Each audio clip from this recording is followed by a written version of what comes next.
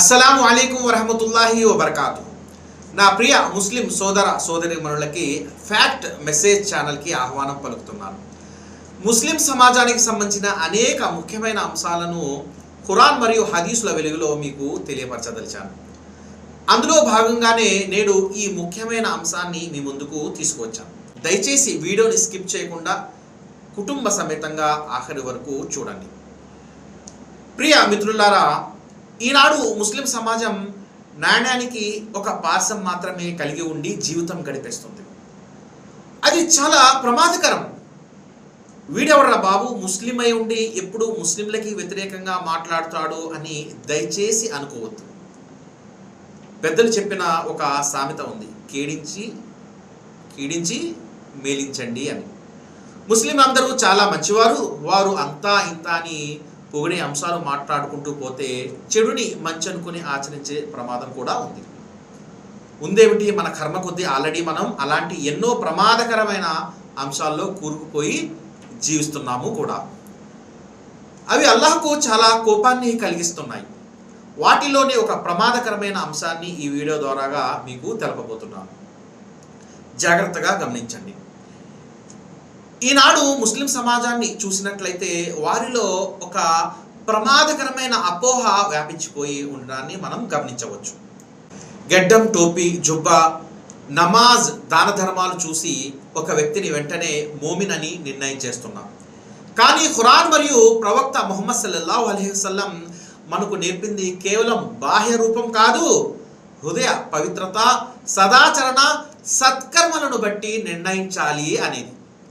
మనం ఇస్లాం ధర్మాన్ని కాస్త సమగ్రంగా పరిశీలించినట్లయితే నమాజ్, రోజా, జకాత్, హజ్ వంటి ఆరాధనలు ఇస్లాంలో 25% భాగమైతే సదాచరణ, సత్ప్రవర్తన, తల్లిదండ్రుల హక్కులు, భార్యాభర్తల హక్కులు, సంతానం హక్కులు, పొరుగువారి హక్కులు, సమాజం పట్ల మన బాధ్యతలు వంటి వాటిని సక్రమంగా నిర్వహించడం మిగతా 75%గా చెప్పవచ్చు.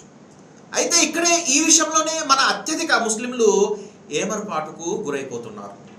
అదిలా అంటే ఇస్లాంలో 25% భాగమైన ఆరాధనలకు 75% ప్రాధాన్యత ఇచ్చి అసలు 75% ప్రాధాన్యత కలిగిన సదాచరణ, సత్ప్రవర్తనలను గాలికి వదిలేస్తున్నాం.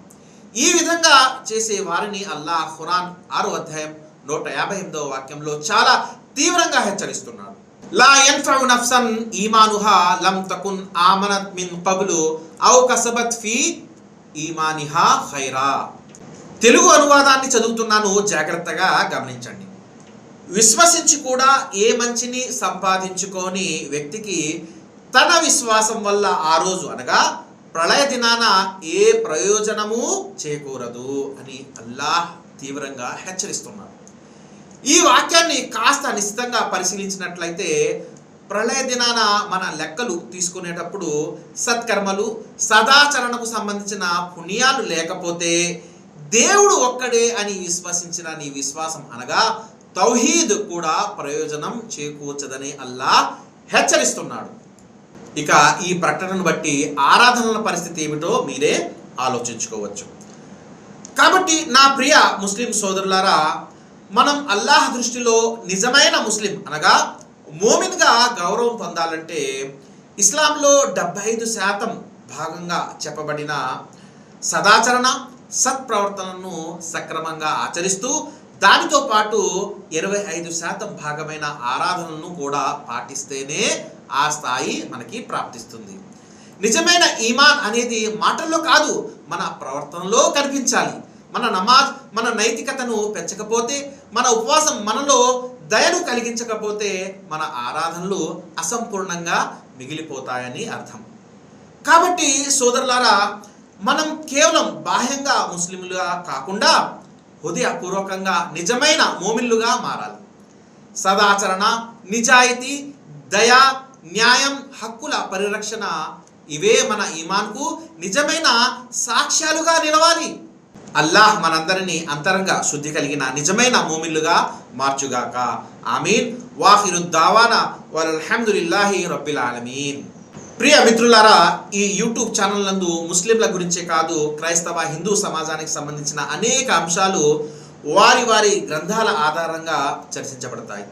ఈ ఛానల్ నుండి వచ్చే ప్రతి వీడియో మీకు చాలా ప్రయోజనం చేకూర్చి పెడుతుంది.